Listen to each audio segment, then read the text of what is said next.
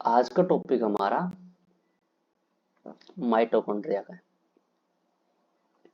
कि कैसे एक माइटोकॉन्ड्रिया हमारे शरीर में, हमारे बॉडी में काम करती है, क्या उसका रोल होता है और माइटोकॉन्ड्रिया एक्चुअल में क्या होते हैं। तो उसी के थ्रू हम एक आर्टिकल को पढ़ेंगे और साइंस से रिलेटेड जो भी वोकैब है वो सीखेंगे, समझेंगे, याद करेंगे उसको इस पिक्चर के थ्रू और अपने इंग्लिश को प्रैक्टिस है वो जो हम रेगुलर करते हैं ऐसे ही प्रैक्टिस करेंगे। तो शुरू करते हैं। एक्सप्लेनिंग, एक्सप्लेन करना, वर्णन करना। माइटोकॉन्ड्रियल, माइटोकॉन्ड्रिया का जो कि पिक्चर में दिखाई भी गई है, ये इलिस्ट्रेटेड है, डिजाइन की गई है। अगर डोनेशन, जिसका डोनेशन किया गया था, दान दिया गया था, क्यों? ट्रीटमेंट, उपचार के लिए। ये सारे हमारी न्यूज़पेपर की हेडिंग है, शॉर्ट में होती है हमारी। तो कहते हैं हाउ ए बेबी, की एक बच्चा है तो वो कैसे हैज थ्री पेरेंट्स, कि भी एक बच्चे के तीन माता पिता हैं, वो हैं। तो अब इन्होंने सवाल किया है कि भी वो कैसे हैं। तो ऐसे हम न्यूज़पेपर में जानते हैं, उसको पढ़ते हैं। एक बच्चे के तीन माँ बाप कैसे हो सकते हैं, क्योंकि हमने तो सुना है वो दो सुना है। तो अब हम कहते हैं the announcement that baby was born using three parents. Announcement है जो एक डिक्लेरेशन, एक स्टेटमेंट जो भी हम पब्लिक में जाकर करते हैं। तो एक मतलब घोषणा, एक अनाउंसमेंट थी, एक घोषणा थी किसके बारे में? दैट ए बेबी, कि एक बच्चा है, एक शिशु है। तो वॉज बोर्न, उसका जन्म हुआ है, वो पैदा हुआ है। Using three parents, person, parents नहीं पर्सन, तो थ्री पर्सन, तीन व्यक्ति हैं, उनका यूज करके, यूज का अर्थ यहाँ डीएनए, तो उन तीन व्यक्तियों का डीएनए है, वो यूज करके उस बच्चे को पैदा किया गया। तो पैदा किया गया मतलब ये हमारा पैसिव है। तो ये हमारे बी की फॉर्म और ये हमारा बियर का third form, bear bore borne. पढ़ते हैं। अब तो जन्म हुआ है, कहाँ हुआ है? इन दी यूके, तो यूके में, यूनाइटेड किंगडम इसकी फुल फॉर्म होती है। तो कहता है यूके में इसका जन्म हुआ है, कब? ऑन थर्सडे, गुरुवार को, बृहस्पतिवार को। अब तक कोज्ड, तो ये क्या है हमारा, इसलिए बच्चा हमारा समझ नहीं पाते हैं, तो ऐसे समझ लो ये हमारा फुल स्टॉप है या कोमा है। तो एक हमारा इसका सब्जेक्ट ये रहा, उसका प्रेडिकेट हमारा ये है, यहाँ से चलो होगा। तो इसी को हम हटा दें और हम यहाँ से समझ ले the baby, A baby was caused. इस कोज्ड के आगे अगर हम ए बेबी वॉज लगा दें तो हमारा दूसरा ये प्रेडिकेट बन जाएगा। ये भी हमारा सेम पैसिव, हमारा बच्चा नहीं समझ पाते हैं ये। अगर हैं तो ए बेबी वॉज कोज्ड, तो वो कोज था, किसका कोज था भाई, या उसका जो रूट था, या किस वजह से वो ऐसे पैदा हुआ था। कहते हैं स्टीयर, स्टीयर करते हैं हड़बड़ी, जो ज्यादा हम हलचल मचा देते हैं, शोर मचा देते हैं, कहते हैं उस वजह से। अगर that news of this kind, कहता है इस प्रकार की न्यूज, कैसी न्यूज? स्टीयर न्यूज, हड़बड़ की न्यूज। तो वॉज एक्सपेक्टेड, ये हमारा सारा पैसिव है। अब कहते हैं ऐसी उम्मीद, वो उम्मीद की गई थी, एक्सपेक्टेड मतलब उम्मीद रखना। टू इवोक, इवोक करते हैं यहाँ कि बच्चा पैदा होना, कि ऐसा बच्चा पैदा होगा, तो ऐसी उम्मीद है, वो उन्होंने ऐसे रखी थी। ये हमारा सेंटेंस कंप्लीट होता है। तो इसका अर्थ क्या है? इसका अर्थ है कि एक हमारा सब्जेक्ट है, इसके दो प्रेडिकेट है, ये एक प्रेडिकेट पूरा हमारा यहाँ से लेकर और दूसरा हमारा यहाँ तक है। और बढ़ते आगे, द बेबी। अब समझना एक चीज और,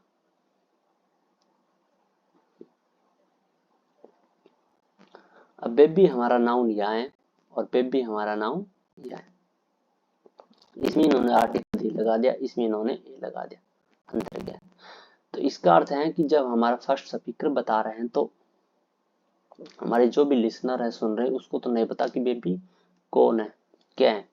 तो इसलिए हमारे ये बेबी सब के लिए इंडेफिनेट होगा, किसी को नहीं पता, पर इन्होंने अब वर्णन कर दिया है, दोबारा वर्णन कर दिया है, तो इसलिए सबको, हमारे लिसनर को वो भी पता चलेगा। स्पीकर को तो पता है बेबी कौन है, क्योंकि जो लिख रहे हैं, बता रहा है, बोल रहे हैं, और लिसनर को हमें नहीं पता, तो अब वो पता चल गया। इसलिए मैं उसके लिए डेफिनेट बता दिया कि हम किस बेबी की बात कर रहे हैं, किस हम बच्चे की बात कर रहे हैं।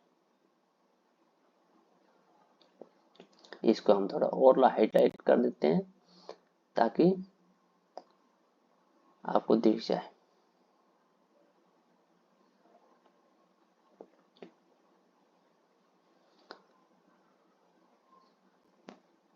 अब द बेबी, जो बच्चा, टेक्निकली क्या बच्चे हमारा एडवर्ब है, क्योंकि तकनीकी रूप से, तकनीकी का अर्थ है डीएनए से, तो वो ऐसे पैदा किया गया था। तो हैज 3 पेरेंट्स, उसके 3 माँ बाप थे। ये क्या बच्चे हमारे, जैसे कोमा है और ये कोमा है, तो ये बेबी है। बेबी से आप इसको टेक्निकल को आप रिमूव कर सकते हैं, थोड़ी देर के लिए समझ लें कि भी the baby has 3 parents. The adverb in extra जोड़ दी उस चीज के लिए, तो ये हमारा शब्द आप ऐसे समझ सकते हो, द बेबी हैज 3 पेरेंट्स, बच्चा था, बच्चे के 3 माँ बाप थे। फिर ये क्या है, तो इसलिए कोमा दे दिया हमारा, तो इससे आप समझ सकते हो द बेबी ड्राइविंग। इसको आप थोड़ी देर के लिए भूल जाइए। तो the baby driving mitochondria from A donor, donor करता है जो डोनेट करने वाला, दाता, जितने भी जैसे हम खून ब्लड डोनेशन करते हैं, तो ऐसे ही माइटोकॉन्ड्रिया है, तो वो भी डोनेशन की गई थी।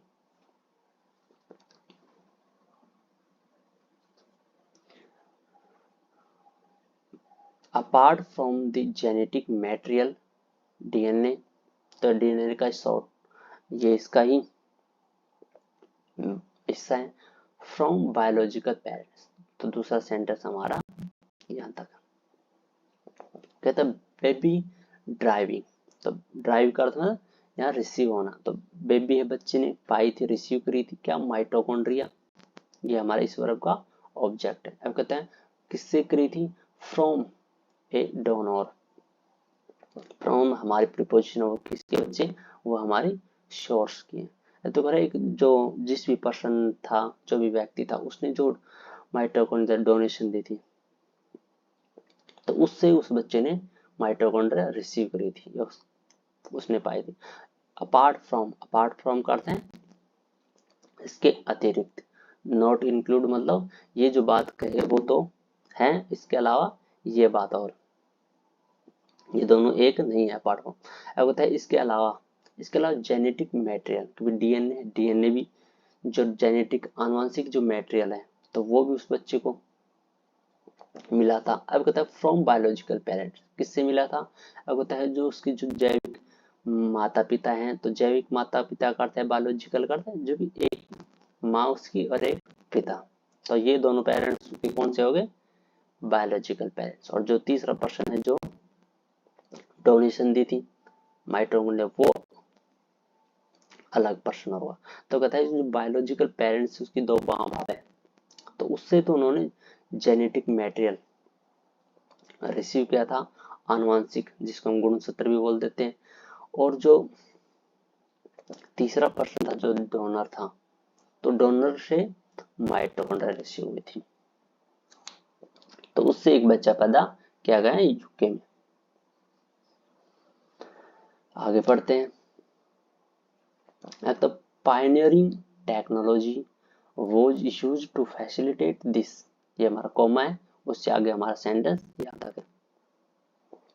ये हमारा टेक्नोलॉजी नाउन है और ये हमारे पायनियर वर्ब भी होते हैं, तो आईएनजी लगा के हमारा ये नाउन है, और ये हमारा मॉडिफाई कर रहे हैं, एडजेक्टिव हमारा यहाँ कि भी बता रहे हैं कि टेक्नोलॉजी कैसी थी, विच टाइप ऑफ। अब कहते हैं पायनियर टेक्नोलॉजी है, तो वो यूज दी है हमारा सारा पैसिव, क्योंकि जो जैसे बच्चा खुद जन्म ले तो उसको तो हम एक्टिव में लिख देते हैं, ये वो हमारा डोअर भी होता है, पर बच्चा पैदा भी होता है या ऐसे 3 पर्सन से भी किया जाता है, तो वो हमारा सारा पैसिव होता है। तो इसलिए कहते हैं ये सारे हमारे सेंटेंस जो है सारे पैसिव हमारे यहाँ। एक और पायनियर टेक्नोलॉजी है, उससे इस बच्चे को मतलब पैदा किया गया था। अब कहता है वो यूज्ड, क्योंकि जो टेक्नोलॉजी है वो यूज की गई थी इस बच्चे को जन्म लेने में, वो तो फैसिलिट दिस, क्योंकि इसकी सुविधा के लिए कुछ गलत ना हो जाए, कोई आगे चलकर कुछ प्रॉब्लम ना आ जाए, तो वो अभी बताई जाएगी आपको इसी पार्ट में। अब कहता है इन ऑर्डर टू, ताकि ताकि मतलब बिकॉज ऑफ दैट मतलब इस वजह से। अगर प्रिवेंट, ये हमारी वर्ब है, प्रिवेंट मतलब रोकना। तब कह रहा है कि यानी कि वो रोकती हैं द चाइल्ड फ्रॉम इनहेरिटिंग, भी बच्चे को रोकती हैं, किससे रोकती हैं, फ्रॉम इनहेरिटिंग।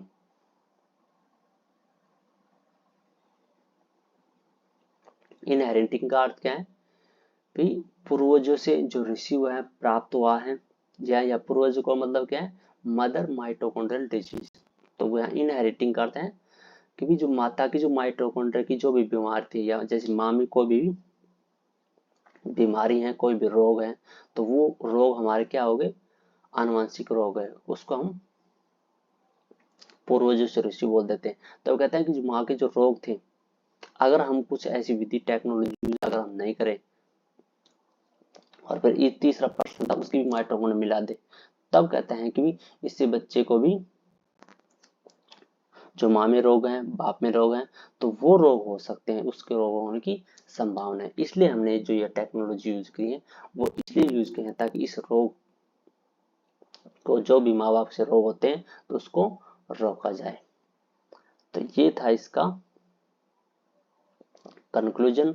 अब हम पढ़ते हैं कि जो हमारे माइटोकॉन्ड्रिया आते हैं वो क्या होते हैं, वो बॉडी में कैसे काम करते हैं, उसको समझते हैं। तो why did the baby need three parents, ये हमारा इंटरोगेटिव क्वेश्चन है, जो कि ये हमारा मेन सब्जेक्ट है। इसका इंटरोगेटिव होता है जब हमारे हेल्पिंग वर्ब सब्जेक्ट से पहले, और जो भी हमारे डब्ल्यूएच फैमिली होते हैं वर्ड, वो उस हेल्पिंग वर्ब से पहले आते हैं।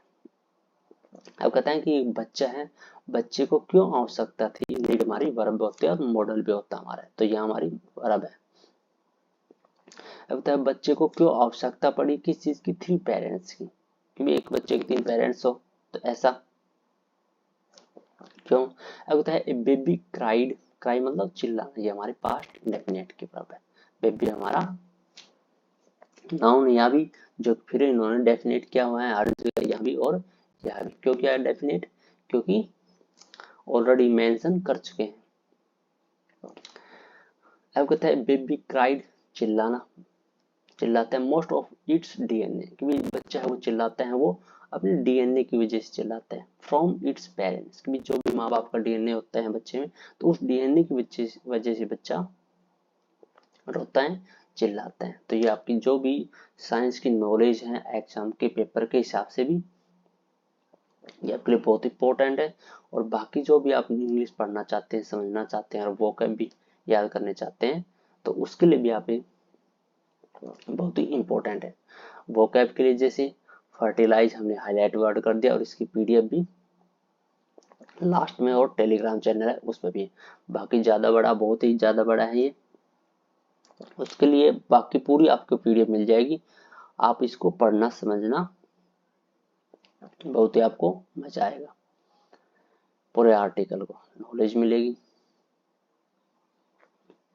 कहता है माइनर, माइनर करते हैं लेसर देन अदर, या माइनर करते हैं कम, छोटा, अल्प। अब कहता है minor percent, come percent from the donor, जो डोनर है हमारा, जो गिवर हैं, जो भी डोनेशन के हैं, तो उसका जो परसेंटेज है किसका, डीएनए का। तो कहता है वो कम है, और माँ बाप का जो डीएनए है वो ज्यादा है, तो इसलिए कहता है उसकी वजह से बच्चा रोता है। पर अब ये हुज माइटोकॉन्ड्रिया हैज बीन, ये क्या है, ये हमारे रिलेटिव क्लोज है, जो कि इसी डोनर है, तो उसको ही डिफाइन कर रहे हैं, कि बता रही हैं कि जो माइटोकॉन्ड्रिया है वो कैसे जूझे। तो ये हमारा सेंटेंस यहाँ से लेकर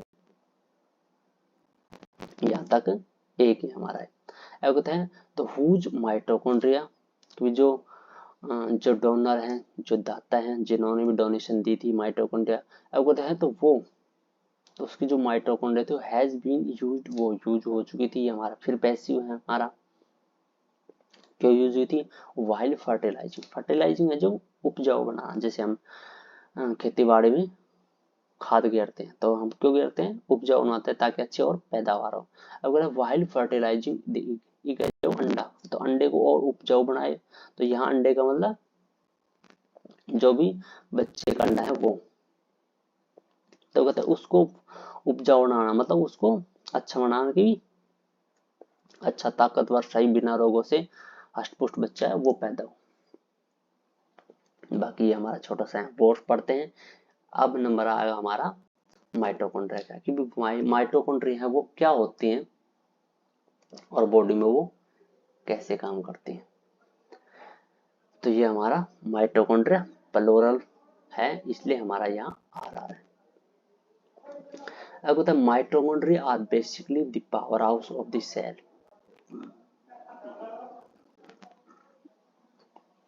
ये हमारा सेंटेंस बड़ा छोटा है यहाँ से यहाँ तक।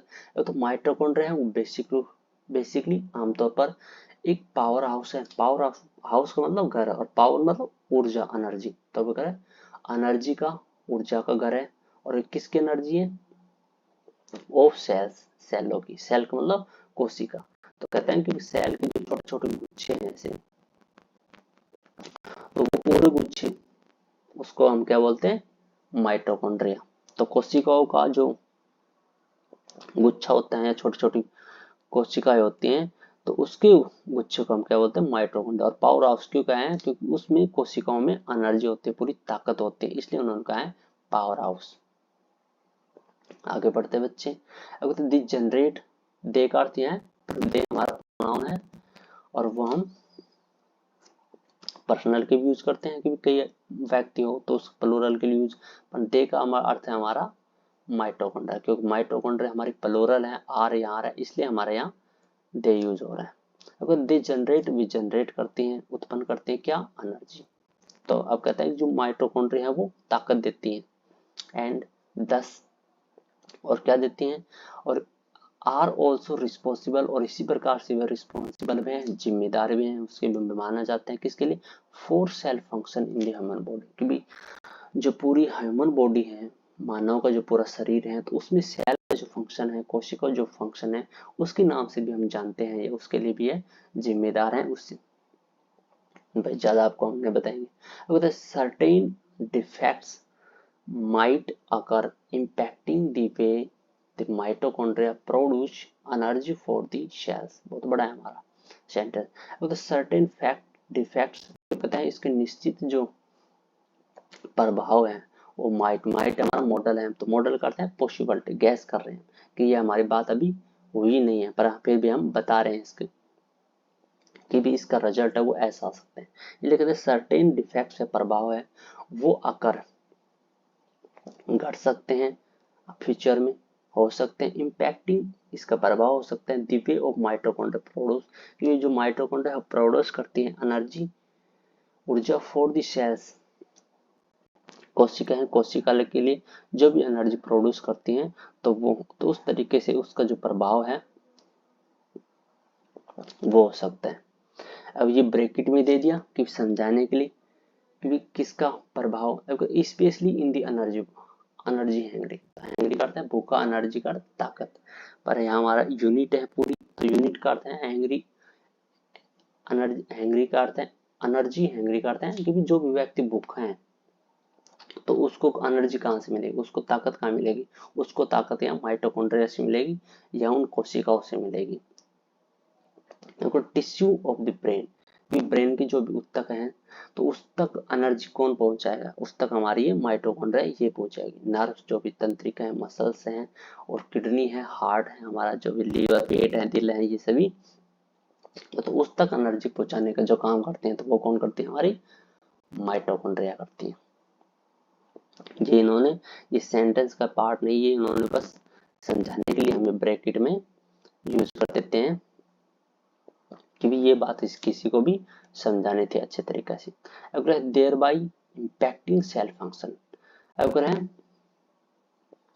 कि इसी वजह से इम्पैक्ट करता है प्रभाव पड़ना, प्रभाव पड़ सकता है किस पर, सेल फंक्शन, क्योंकि जो सेल कोशिका को जो भी फंक्शन करता है, कार्य करते हैं, तो उस पर प्रभाव पड़ सकते हैं। बाकी हमारा बस छोटा सा बच गया और कहानी खत्म। अब होता है the disease that arise out of such mitochondrial mutations are called mitochondrial disease. अब होता है जो बीमारी है अगर that arise of such mitochondrial mutation, तो कि बीमारी है वो अराइज का मतलब उठना, तो उठना मतलब कोई भी बीमारी हो सकती है बच्चे में, इसलिए कहें कि जो बीमारी है वो arise out such mitochondrial mutation, क्योंकि माइटोकॉन्ड्रियल म्यूटेशन कर रहा है चेंज, परिवर्तन, क्योंकि एक माँ की डीएनए माइटोकॉन्ड्रियल एक पिता की, अब करता है एक डोनर है उसकी ओर, तो ऐसा चेंजमेंट हो रहा है, तो इसलिए कहता है कि ऐसी माइटोकॉन्ड्रियल का जो चेंजमेंट हो रहे हैं तो उससे कोई भी बीमारी है तो उठ सकते हैं या उड़ जाते हैं, तो वो क्या कहलाती है, आर कोल्ड माइटोकॉन्ड्रियल डिजीज, तो उसको हम क्या कहते हैं, माइटोकॉन्ड्रियल डिजीज कहते हैं उसके। तो इसका अर्थ क्या है, इसका अर्थ है मतलब जो भी हम माइटोकॉन्ड्रिया का चेंज करते हैं, एक्सचेंज करते हैं, परिवर्तन करते हैं, बदलाव करते हैं, तो ऐसी उठी गई जो भी बीमारी है तो वो बीमारी हमारे क्या कहलाती है, वो बीमारी हमारी माइटोकॉन्ड्रियल डिजीज कहलाती है। तो बाकी का जो न्यूज़पेपर बैठेगा तो ये आपका होमवर्क है, तो आप इसकी पीडीएफ आपको पूरी मिल जाएगी टेलीग्राम चैनल पर हमारे, सेम यूट्यूब की तरह है अजीत इंग्लिश। तो बाकी इसको आप रीडिंग करना, पढ़ना इंफॉर्मेशन के लिए। अब बस हम वो का पार्ट आपको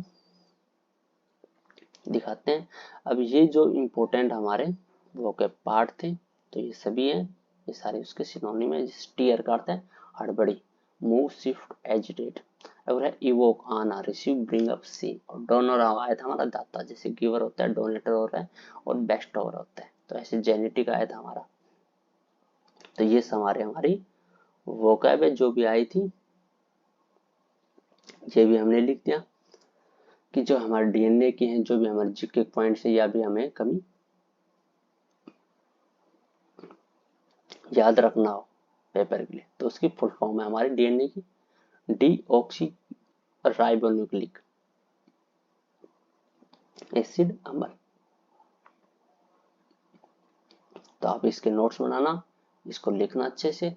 तो फिर आज के लिए thanks, all the best, keep learning.